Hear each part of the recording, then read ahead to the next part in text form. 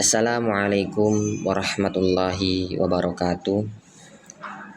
Alhamdulillah, alhamdulillahirabbil alamin. Wa bihi nasta'inu ala umuri dunya waddin. Wassalatu wassalamu ala asyrafil anbiya'i wal mursalin wa ala alihi wa sahbihi ajmain. Amma ba'd. Alhamdulillah, perkenalkan nama saya Ahlan Hoiri. Saya berasal dari Palembang dan sekarang saya menempuh pendidikan di Universitas Darussalam Gontor, Fakultas Tarbiyah, program studi pendidikan agama Islam. Pada kesempatan kali ini saya akan menjelaskan tentang syariat dan harta di matkul atau mata kuliah Worldview Islam. Nah, sebelum saya menjelaskan lebih jauh, saya akan memberikan definisi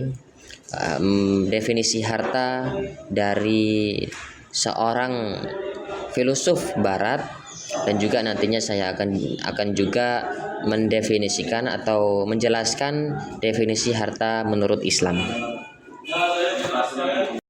Oke, definisi harta dalam sebuah kamus yaitu Oxford Dictionary mengatakan bahwasanya harta yaitu a collection of valuable things such as gold, silver, and jewelry. Ya, yang artinya yakni sekumpulan barang berharga seperti emas, silver, dan juga perhiasan. Akan tetapi di sisi lain, di kamus lain mengatakan, yaitu Cambridge Dictionary, harta yaitu very valuable things usually in the form of store of precious metal, precious stones, or money. Yaitu setiap barang berharga, biasanya simpanan logam mulia, dan juga barang berharga, batu berharga, ataupun uang. Ya.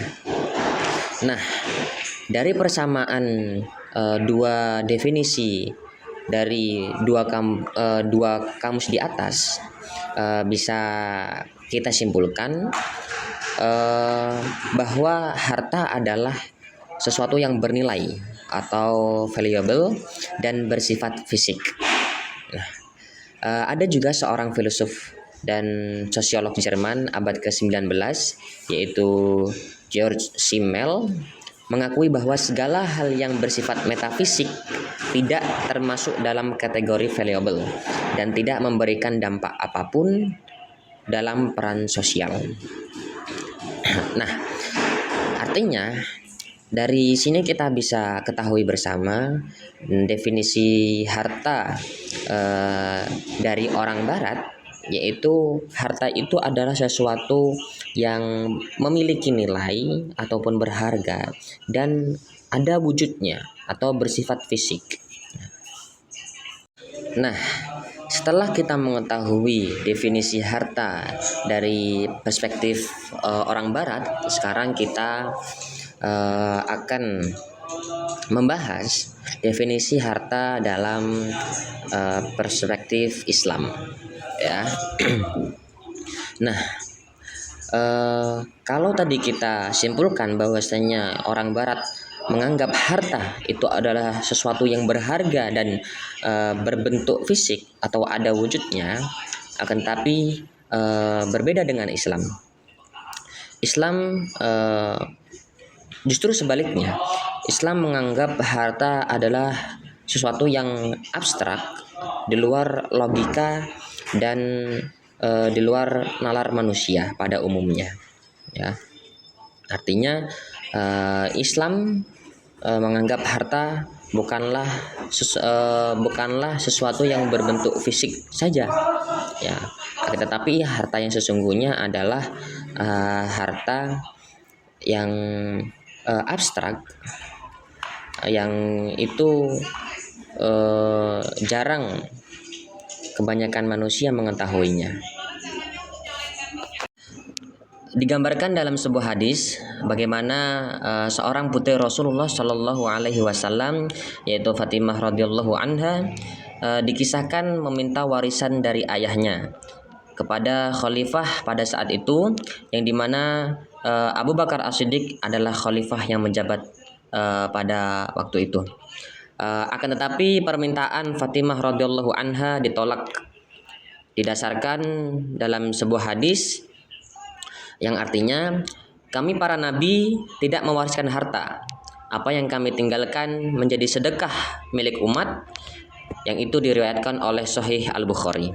Ya, seperti yang kita dengar juga, al ulama warasatul anbiya wal anbiya lam yuwarisu dinaron wala dirhaman. Ya, di situ yang artinya ulama adalah pewaris nabi, dan para nabi tidak mewariskan harta atau dirham dan juga dinar.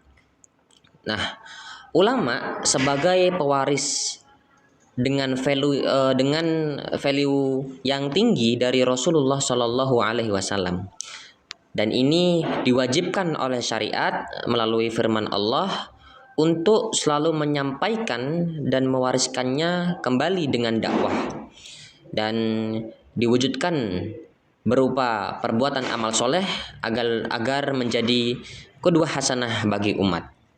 Nah, tadi kita simpulkan bahwasannya perspektif Barat mengatakan harta adalah sesuatu yang bersifat fisik, artinya ada wujudnya. Akan tetapi berbeda dengan Islam, yaitu dikatakan bahwasanya harta yang sesungguhnya adalah yang berbentuk abstrak. Nah, hal abstrak apa yang dimaksud sehingga hal ini dianggap sebagai harta yang begitu bernilai? Nah, jawabannya Islam memandang harta yang begitu bernilai adalah yang pertama, yaitu al-hikmah, yaitu pemahaman tentang Al-Quran dan Sunnah. Ya, artinya memahami Al-Quran dan juga Sunnah Rasul yang kemudian nantinya diimplementasikan dalam bentuk ibadah-ibadah kepada Allah. Dan yang kedua yaitu qudwah hasanah atau berperilaku yang mulia atau al-akhlak al-karimah. Nah, dua hal inilah yang kemudian diasumsikan sebagai warisan dan harta Nabi Muhammad SAW yang paling berharga bagi umat Islam. Kemudian Hasbi As-Siddiqi beliau berpendapat atau memandang bahwasanya harta adalah segala sesuatu yang memiliki 6 kategori. Nah, yang pertama, yaitu kategori yang pertama ditetapkan untuk kemaslahatan manusia dan dipelihara pada suatu tempat. Ya, artinya segala sesuatu tersebut itu ditetapkan untuk kemaslahatan manusia.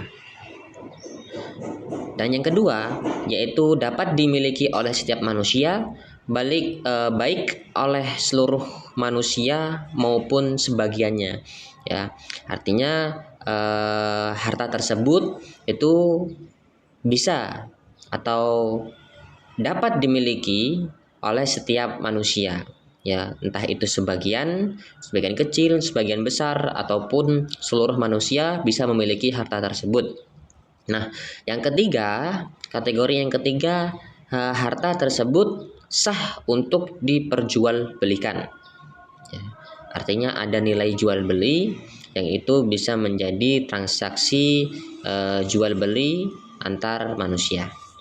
Nah, kemudian kategori yang keempat yaitu memiliki atau mempunyai nilai harga.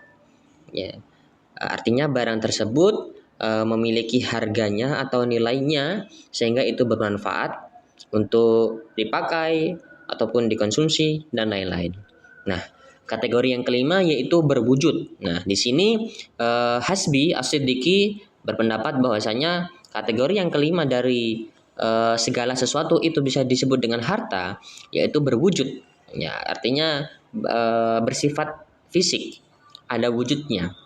Sehingga sesuatu yang tidak berwujud meskipun dapat diambil manfaatnya tidak termasuk harta. Ya. Contohnya seperti ilmu. Ya, ilmu tidak berwujud, tapi kita bisa ambil manfaatnya. Akan tetapi ilmu tersebut tidak bisa disebut oleh harta. Itu pendapat Hasbi As-Siddiqi.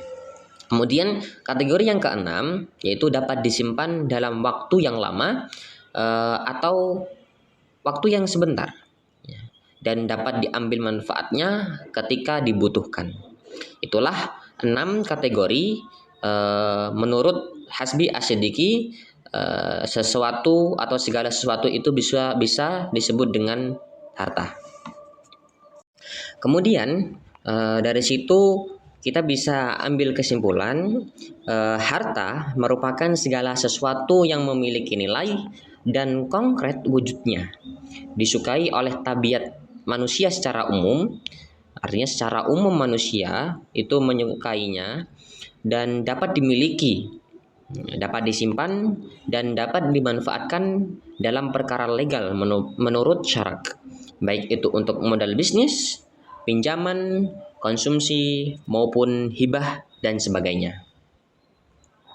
Oke, kemudian saya akan menjelaskan fungsi dan kedudukan harta di dalam Islam. Fungsi dan kedudukan harta di dalam Islam yang pertama yaitu harta merupakan amanah atau titipan dari Allah Subhanahu wa taala. Artinya harta yang kita punya itu tidak abadi, tidak kekal, ataupun tidak selamanya. Itu hanyalah titipan dari Allah dan merupakan amanah yang harus kita jaga. Kemudian fungsi dan kedudukan harta yang kedua yaitu harta sebagai perhiasan hidup. Dalam kehidupan kita di dunia, salah satu yang menghiasi hidup kita yaitu harta. Kemudian yang ketiga, harta sebagai ujian keimanan. Ya, harta sebagai ujian keimanan. Dengan harta tersebut menguji umat Islam, menguji keimanan mereka. Ya. Akankah dengan harta yang berlimpah ia menjadi sombong atau berlebih-lebihan dalam kemaksiatan, ataupun harta yang ia punya itu ia sedekahkan atau ia infakkan, ia wakafkan dengan ketentuan Islam. Nah, harta tersebut adalah ujian.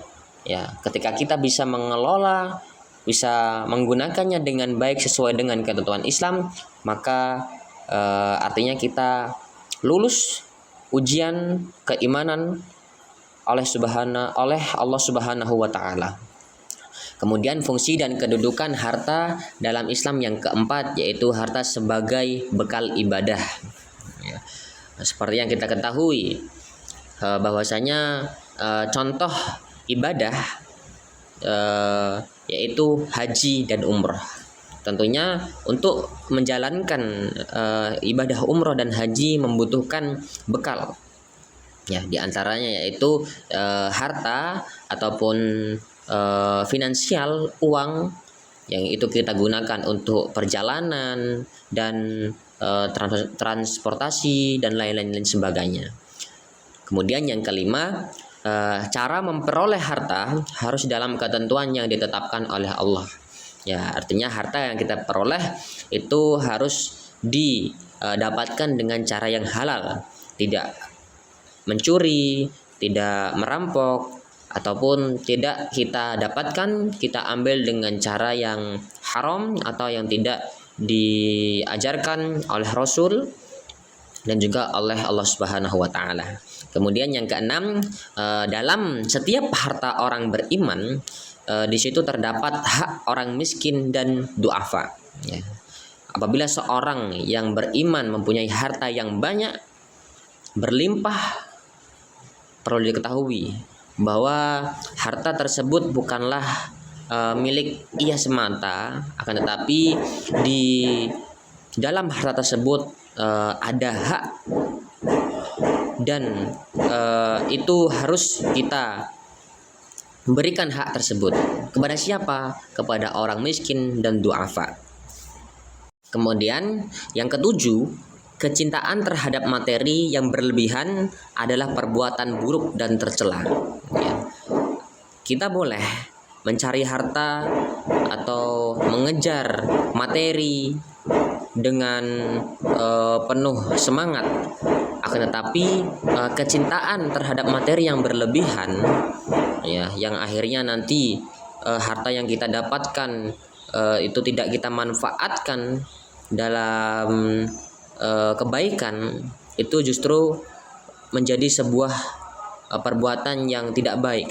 Ya, artinya kecintaan kita kepada materi yang berlebihan itu adalah perbuatan yang tidak diajarkan oleh Allah, dan itu merupakan perbuatan yang tercela. Kemudian yang kedelapan, prioritas kepada siapa harta itu disedekahkan dan dikelola.